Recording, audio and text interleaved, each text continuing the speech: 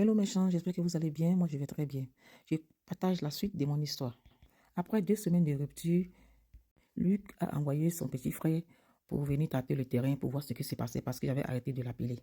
Et son petit frère m'avait avoué aussi qu'il passait chaque soir voir si j'étais rentré à la maison sous l'ordre de son frère. Un soir, Luc m'a appelé pendant que j'étais au travail. J'étais surprise et en même temps très contente. De toutes les façons, nous sommes fiancés. Je ne m'imaginais pas sans lui. Et cette rupture a renforcé notre amour. Enfin, de mon côté. Il m'a demandé si je pouvais le rejoindre à ma descente, ce que j'ai accepté tout de suite. Je suis montée sur Commencer, nous sommes réconciliés et la belle vie a repris. Et les mois qui suivaient, on a fait nos programmes d'aller en Pakinou dans son village. Il devait lui présenter sa maman. Pour nos fiançailles, ce sont ses oncles, les petits frères de sa maman et ses grands frères qui se sont déplacés. Les mois se sont écoulés. Un soir, je reçois un appel. Appel de qui? Appel d'Olivier. Mince. Je lui demande comment il a fait pour obtenir mon numéro. Il m'a dit qu'il ne peut pas me dire parce qu'il avait des gens dans mon entourage qui lui renseignaient sur moi. Jusqu'à aujourd'hui, je n'ai jamais su qui lui donnait des renseignements sur moi d'ailleurs. Je lui ai demandé gentiment de ne plus me rappeler. Vu que Luc était très jaloux et colérique, ce petit côté qui me dérangeait beaucoup chez lui. Après notre réconciliation, Luc avait déjà tout programmé dans sa tête. Il m'a trouvé un salon de coiffure.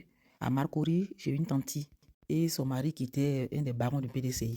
Il ne voulait plus me va-et-vient, il voulait que je vive avec lui, il m'a donné une double clé. C'était le début de Fourou Denis. Je ne me sentais plus, je pensais que j'étais déjà une femme mariée. Le salon de coiffure dans lequel je devais travailler à Marcory était antérieurement en vogue. Ça ne marchait plus, je devais relever le défi. La chance pour moi, quelques mois après, le salon commençait à bouger et les clients commençaient à revenir. Ma patronne et son mari étaient tout heureux. Les samedis, on avait tellement de clients que l'heure de la descente était repoussée. Ce qui ne plaisait pas à Luc, parce qu'ils lui ont dit de 7h à 20h tous les jours et les samedis, il devait descendre à 22h.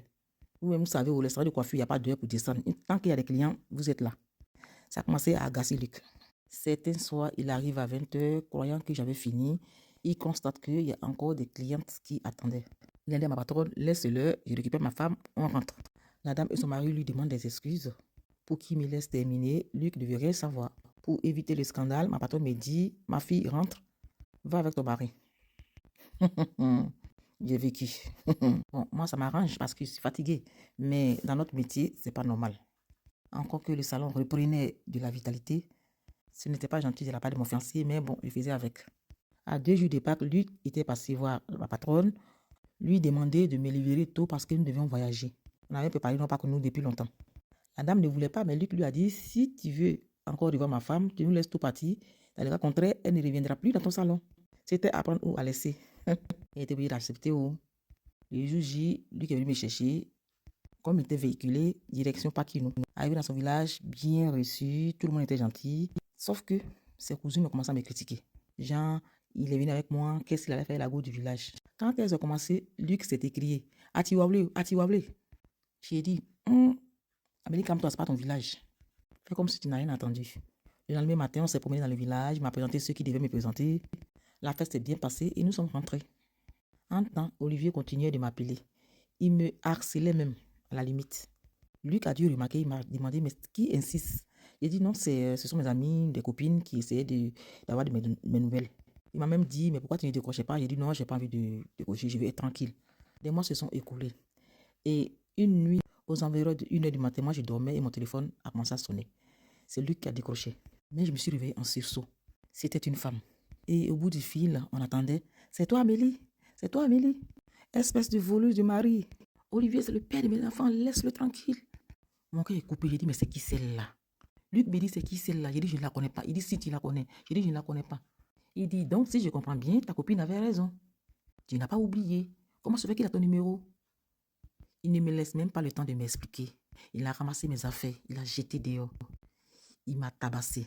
Tout ce qu'il m'a acheté comme cadeau, il m'a tout arraché, mes peluches, mes CD, les bijoux. Moi, je pense qu'il cherchait une occasion pour me jeter dehors. Parce que bien avant ça, juste après Pakinou, il me disait, oui, mes amis me disent que tu me commandes. Mes amis me disent que tu me commandes. J'ai dit, mais comment je te commande? Je te commande comment? Parce que ses amis sortaient seuls, partaient en boîte et à chaque fois, moi, j'étais avec lui. Il lui disait, nous, on sort sans femme, on vient s'amuser et toi, tu viens avec ta femme chaque fois. Donc, il avait trouvé l'occasion de se débarrasser de moi. Il m'a botté, c'est la première fois qu'un garçon me porte comme ça. La première fois et la dernière fois. J'ai dormi dans la cour.